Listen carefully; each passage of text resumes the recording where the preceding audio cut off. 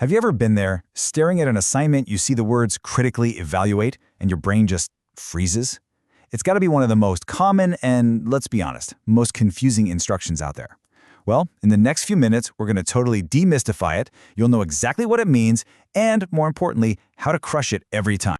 So here's our game plan. First, we'll talk about why this phrase is so tricky. Then, we'll get into what it really means. After that, I'm going to give you a step-by-step guide and point out the common mistakes to steer clear of. And finally, we'll put it all into practice. Let's start with the confusion itself. All right, section 1, the confusing command word. Let's dive right into that feeling of, uh-oh, what do they want from me when you see this on a paper? I'm willing to bet the answer is a big, resounding yes. You read those two words and your mind just goes blank. What does that even mean? It feels so vague, so intimidating. It's not at all clear what you're actually supposed to do. And listen, if that's you, you are definitely not alone.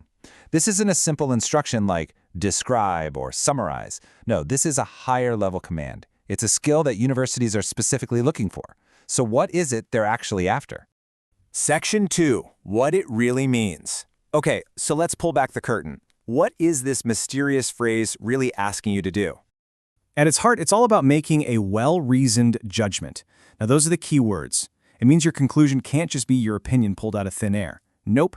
It has to be the end result of you carefully looking at all the evidence, the good, the bad, the strengths, and the weaknesses. You know, here's an even simpler way to think about it.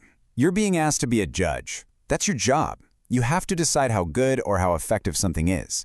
Is this argument solid? Does this theory hold up? You have to weigh all the evidence before you can deliver that final verdict. And this right here, this is the crucial mindset shift you need to make. You are not a reporter who just lists facts. You're a detective, questioning everything. And you're a judge, weighing all the evidence. Your role is to investigate and form a judgment, not just to repeat what other people have said. Section 3, your step-by-step guide. Okay, that's the theory. But how do you actually do it?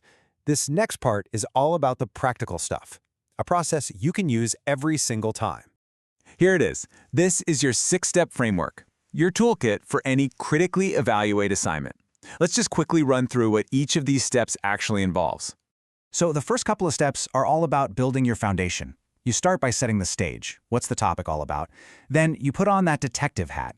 Don't just take evidence at face value. You gotta ask, is this source any good? What are the hidden assumptions here? Next up, you get to the heart of it.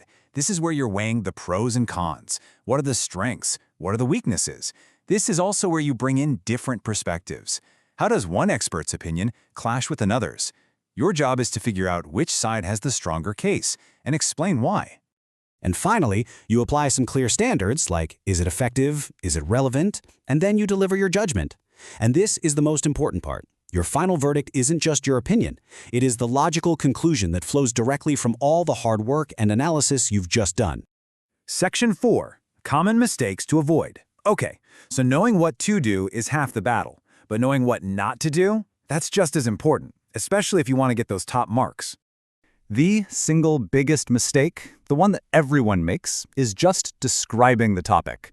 You're not a summary machine. Your job is to make a clear judgment and then use the evidence to prove why you're right. So to make it crystal clear, here are 4 traps to avoid. Number 1, don't just describe. 2, don't just state your opinion without backing it up. 3, remember, critical doesn't just mean being negative. You have to point out the good stuff too. And 4, don't sit on the fence. You have to come to a clear, justified conclusion. Section 5, putting it into practice. All right, let's make this real. How does this 6-step framework actually look when you apply it to a real assignment? Let's use a classic prompt. Critically evaluate the effectiveness of online learning in higher education. Let's walk through what a great answer would look like using our framework. You'd literally just follow the steps. You'd start by defining what online learning is. Then you'd dive into the research. You'd weigh the good stuff, like flexibility, against the bad stuff, like engagement issues. And then you deliver a balanced, reasoned judgment on its overall effectiveness. See? The framework naturally guides you to a really strong, structured answer. But before we wrap up, there is one last piece of the puzzle we need to put in place. You often see other words like analyze or evaluate. Do they all mean the same thing? The short answer is no, and knowing the difference is super important. Let's break it down. To analyze means to break something into its different parts. To evaluate is to judge its value or worth. But to critically evaluate, well, that adds that crucial extra layer. You have to judge its value with depth by questioning the very evidence and assumptions it's all built on. And that's really the key takeaway here. That word critically is the magic ingredient.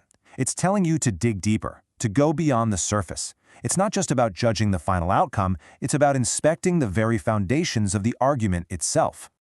And there you have it. The mystery is gone. You now have a clear definition, a powerful step-by-step toolkit, and you know exactly which pitfalls to avoid. So the only real question left is, now that you have the tools, what are you going to critically evaluate next?